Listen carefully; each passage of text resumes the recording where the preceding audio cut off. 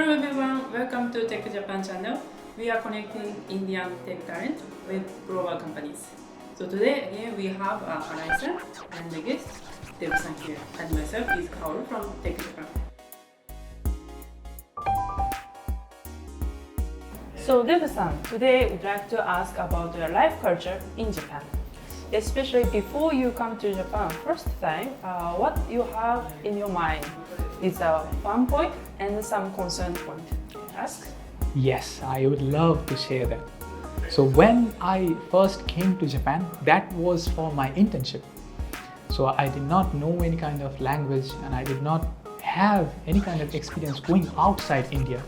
So that was the most exciting part. Like, I was looking forward to contribute in the company, but I used to clock out of the company at like 5 p.m.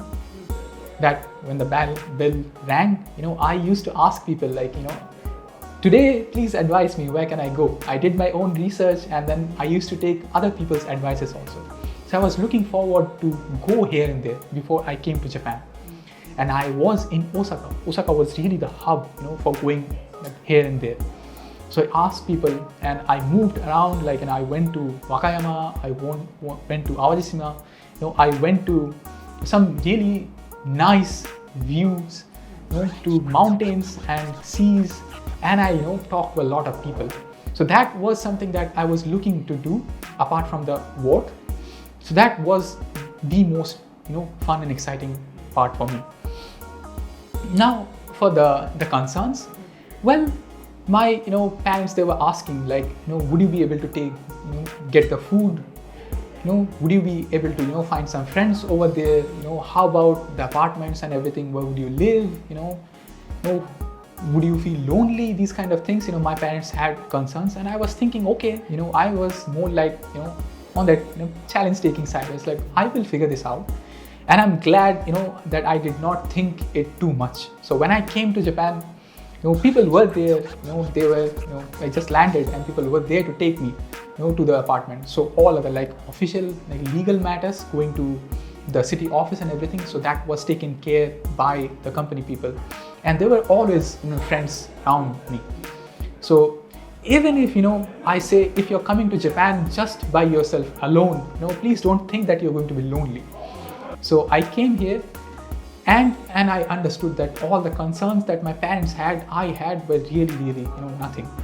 So I just asked people and they were really so happy to teach me, that you can go here, you can eat this. Look, this is the good food. If you want to eat Chinese as well, it's there. If you want to feed Japanese cuisine, it's here. If you want to go out and see some real, local, food and culture, I will take you there. So, the company people used to take me around, here and there place. So that was really, such a nice, experience for me. So that was my funs. Most of the part, fun and excitement. Concerns I had a little, but, it settled down around just 2 or 3 days after I came to Japan. Thank you, Deb-san, for sharing your experience. So now we would like to ask, how about your living cost in Japan? Of course, compared to in India, it must be big differences there, we know. And also how you manage your shopping, daily life, and then maybe for your transportation, like what you say that you're traveling around Japan, right? So how do you manage? We are very curious about that. Could you please explain? Yes, I would love to share this as well. So yes, again, living cost, I get this question a lot. My juniors, the people who are coming to Japan from India, so let's say they are right out of the university, do not have any work experience coming to Japan, or they're professionals already working in India and they are trying to make a switch and they are coming here in Japan. So I get these questions from both these students and professionals as well. So living cost, I will say, it's competitive. If you compare from rest of the world, it's quite easy to live. Now, if you think that you are getting your income in India and can you live from that income from India here in Japan, then honestly that would be costly. But that is not the case. So you are getting your income, you are getting your paycheck here in Japan. and you are living here in Japan. So that is quite affordable. Now, if you try to compare those prices with US prices, you need to take into consideration that the paycheck that you are getting in US is quite high. But if, let's say, we're living in the California region, or let's say the New York region, then the cost of living is really, really high. So the amount you are saving will be almost same.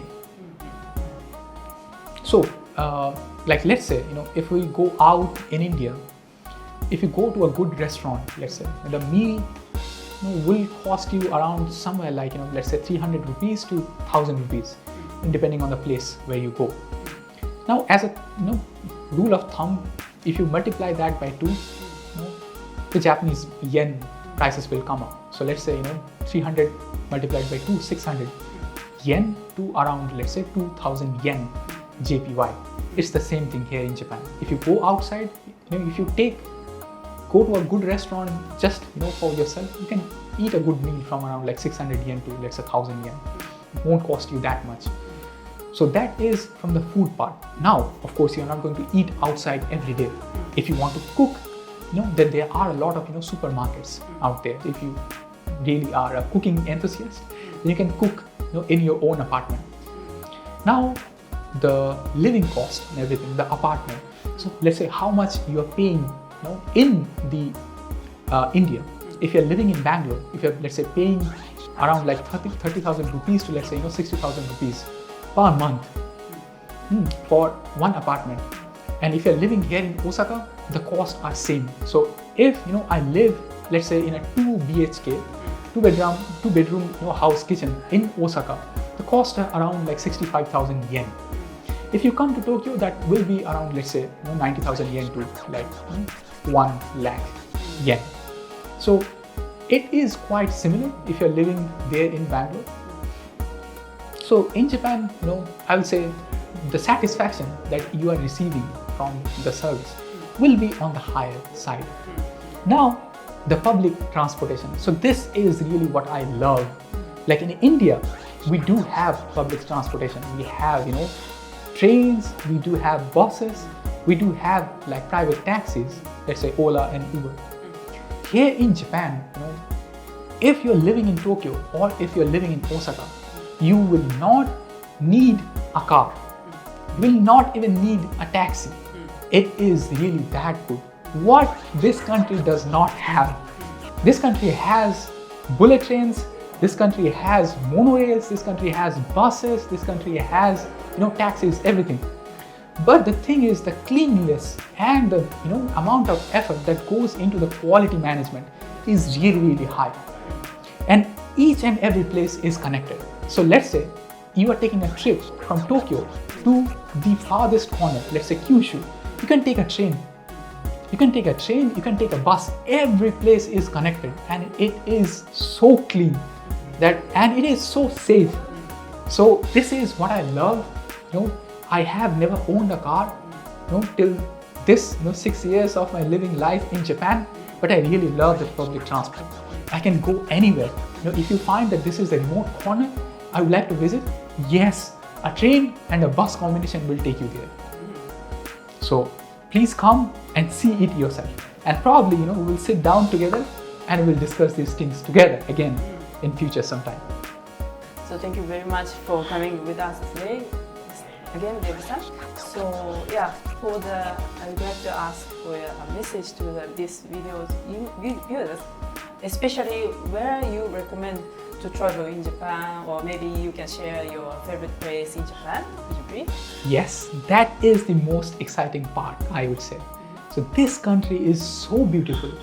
If I start making a list, it will not end in this interview.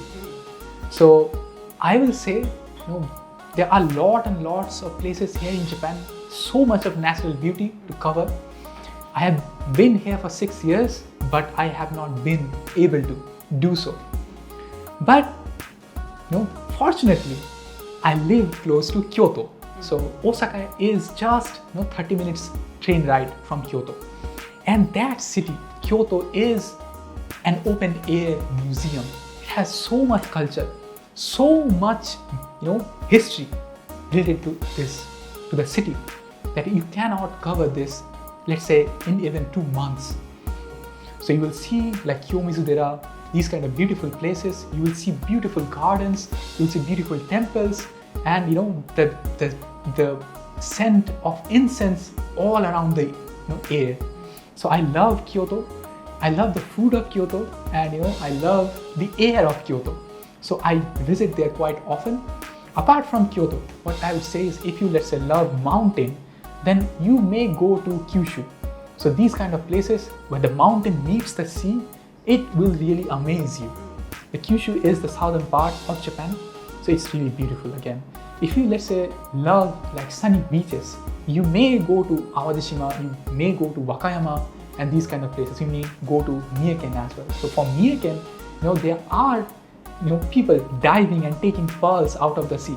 So I really love that show. So yes, I went there and I talked to people, and people were really recommending me food here and there. I caught like probably crabs with people and cooked with people, and then I ate there with local people. So that was really nice experience. On the northern side, if you, let's say, love snow, Hokkaido is the paradise of snow. So if you have, let's say, never seen like penguins, so there is a zoo called Asahiyama Doubutsuan. It's the Asahiyama Zoo. You can walk with penguins in the snow. So it's really beautiful. If you, let's say, love like waterfalls, and if you love trekking, there are a lot of mountains and waterfalls here, and there are groups organizing those kind of trips. So yes, please come here, see the mountains, interact with people, eat the food, see the sea, and I hope that someday we'll be doing it together. So please come to Japan. I will personally take you to a visit to Kyoto. Thank you everyone to watching this video.